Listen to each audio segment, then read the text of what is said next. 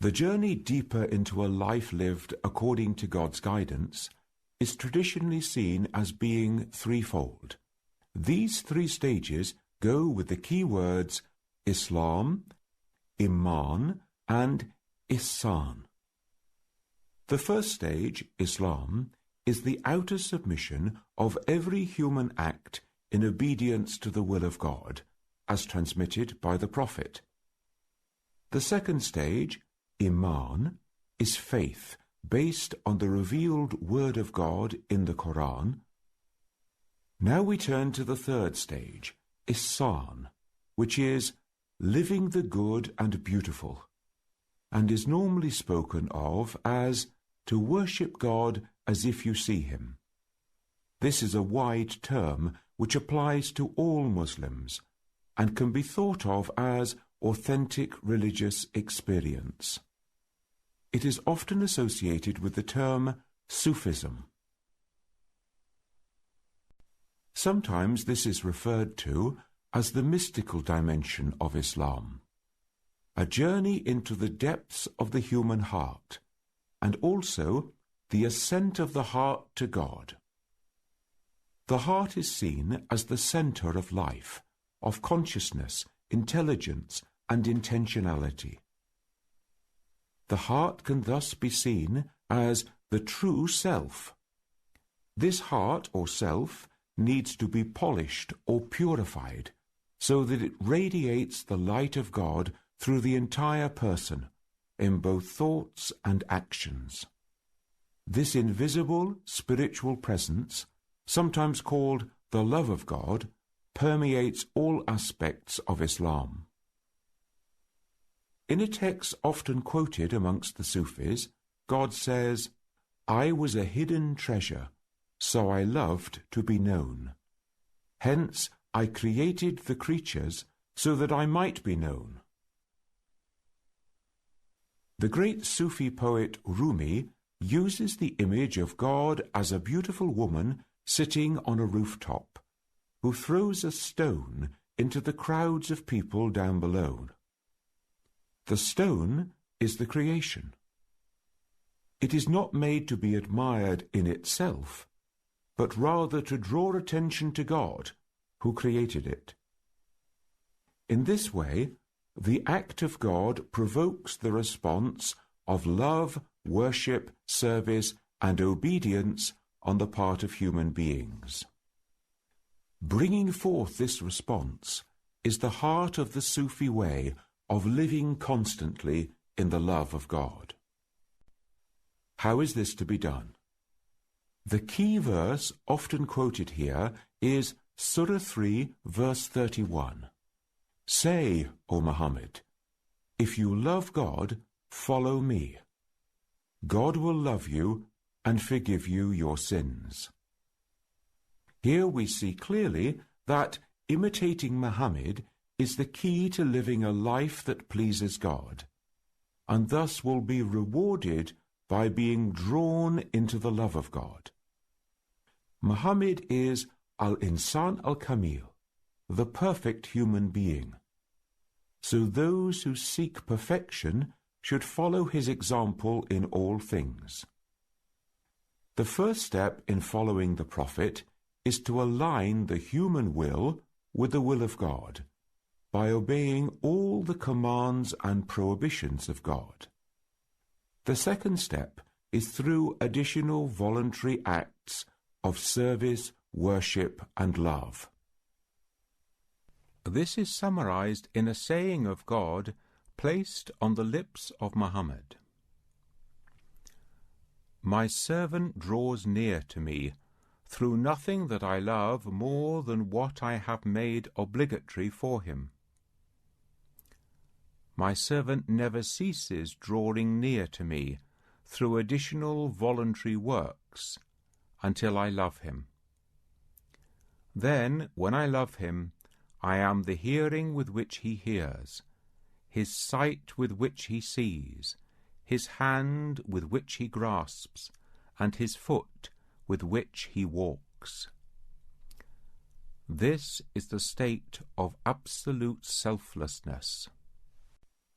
Muhammad is the embodiment of all the spiritual virtues. He more directly manifests the attributes of God than any other creature. He thus lives most fully in the state of ihsan. The path of human perfection, the path of love, is thus doing the good and beautiful in all things in this life. This is the path that leads, should God will, to paradise, where ultimately the lover of God will dwell beside him. One of the ways in which Muhammad acts as a role model for Muslims is in the relative simplicity of his lifestyle and his lack of concern with material wealth and possessions. There was a group of Muslims at the time of the Prophet who used to seek his company so that they might be guided by him on the journey within. These were the first Sufis. This simplicity of life gives to many Sufis their ascetical character, which led some to a life of voluntary poverty, faqr, or renunciation.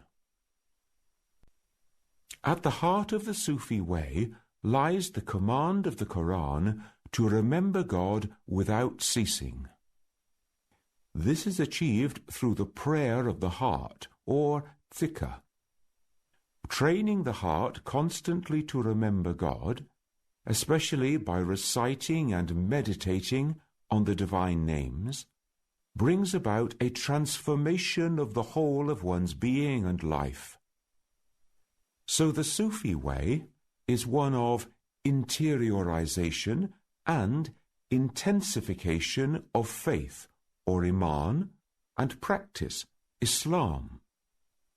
Through such practices, one grows in God consciousness, or taqwa, until, God willing, one reaches the state of ihsan, the constant awareness that one stands always in the presence of the unseen God. Then God may draw them into a spiritual embrace. A model for the Sufi path is the ascent of Muhammad, or mi'raj, into the presence of God, during which he was given knowledge. This knowledge, sought by the Sufi, is not knowledge of the intellect, but knowledge of the heart. It brings an absolute certainty, grasped as a whole, and through the power of intuition. It is like a light that radiates through the recipient, who becomes translucent to the light of God. In this way, the spiritual quest of the Muslim is like an ascent towards the divine presence, or something of a mirage. Two broad categories were seen to emerge in Sufi practice. These were known by the Arabic terms sukr, which is often translated as intoxication, and sahu, often translated as sobriety. Those characterized by intoxication became overcome by the presence of God.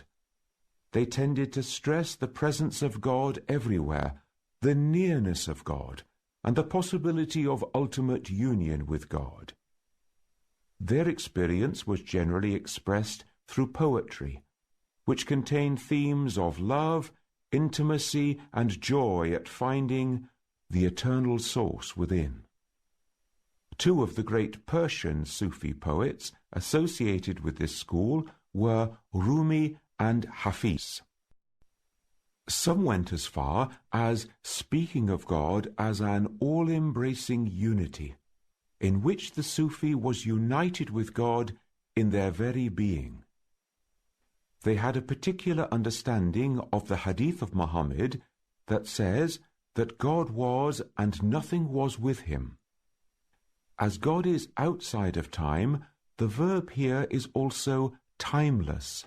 So God was, is, and will be the only truly existent being. And they long to be united with God in this existence. Indeed, at the extreme end of this school, there were those who spoke of losing the delusion of the self as being independent of God.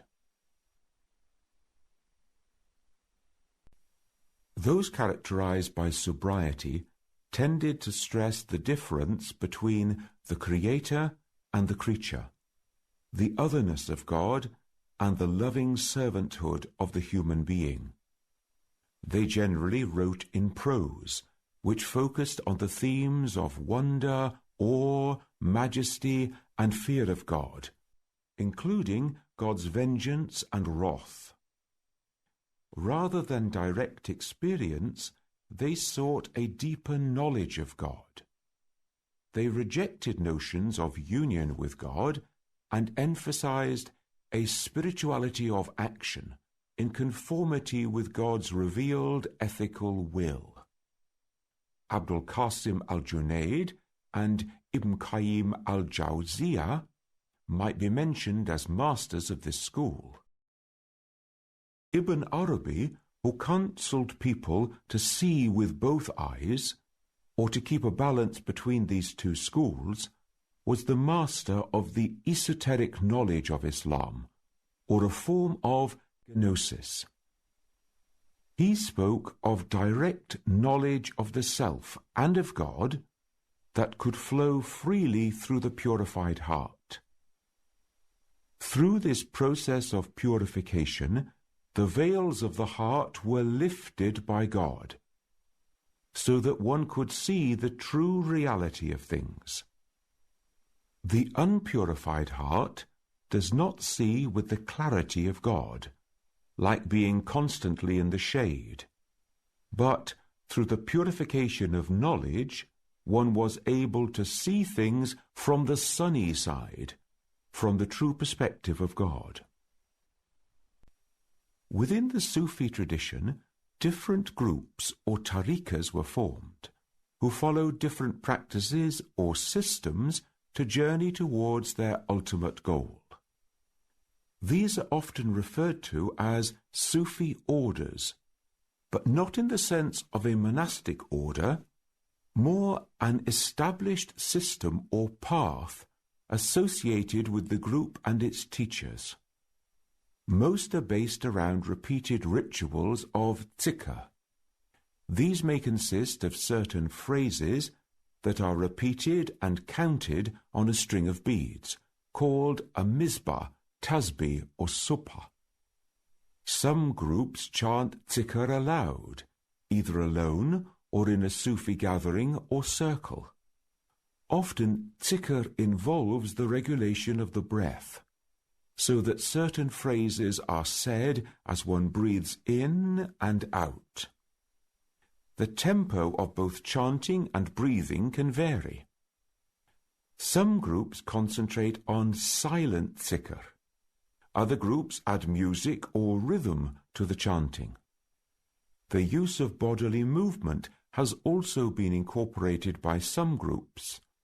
This may be rhythmic swaying, bowing, or jumping, or spinning round on an axis, as in the whirling of the dervishes.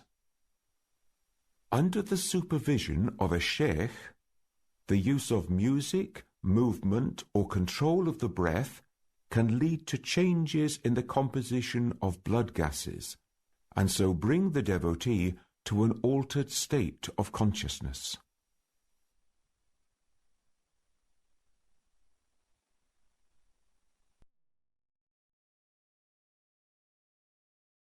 This is a very moving experience for those who join these zikr circles.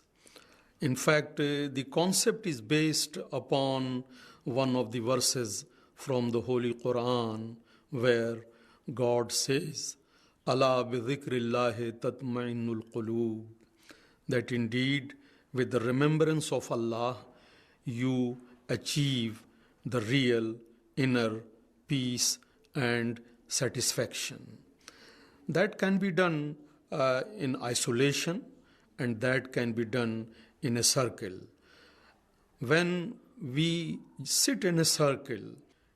It is very moving, where we feel sharing our experience with some other fellow Muslim brothers.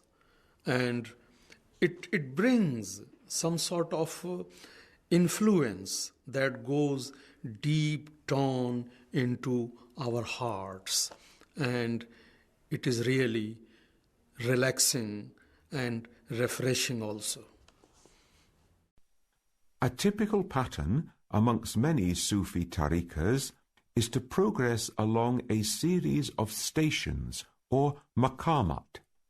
In some systems, there are 20 stations through which one must pass in order without missing any. The length of time that one spends in a station is under the direction of the sheikh, who sets exercises to be done until a certain spiritual character has been reached through the blessing of God. Having passed through these stations, most Sufis hold that, once attained, they are never withdrawn. One is then in a disposition to have a higher state bestowed by God. These states, or ahwal, are held to be more fleeting. The Prophet Muhammad is the key to understanding the Sufi system. His life was spent in seeking the pleasure of God and being filled with the ultimate awareness of and closeness to God. He was al-insan al-kamil, the perfect human being. He became the first teacher or sheikh to his companions on the Sufi path. He passed on to them the hidden knowledge contained in the Qur'an and wisdom that was given to him by God. They in turn became sheikhs to those who took them as teachers and guides. In this way, a spiritual lineage or silsila was created, whereby contemporary Sufi sheikhs can trace their silsila from disciple to teacher all the way back to the Prophet himself. One of these silsilas is traced back through the Caliph Abu Bakr, but all the rest go back through Ali, the son-in-law and cousin of Muhammad, who the Shia hold to be the rightful successor of the Prophet and heir to his esoteric knowledge, the first Imam, and the Sunnis respect as the fourth Caliph. Therefore, those who follow the Sufi ways can be found in both Sunni and Shia communities.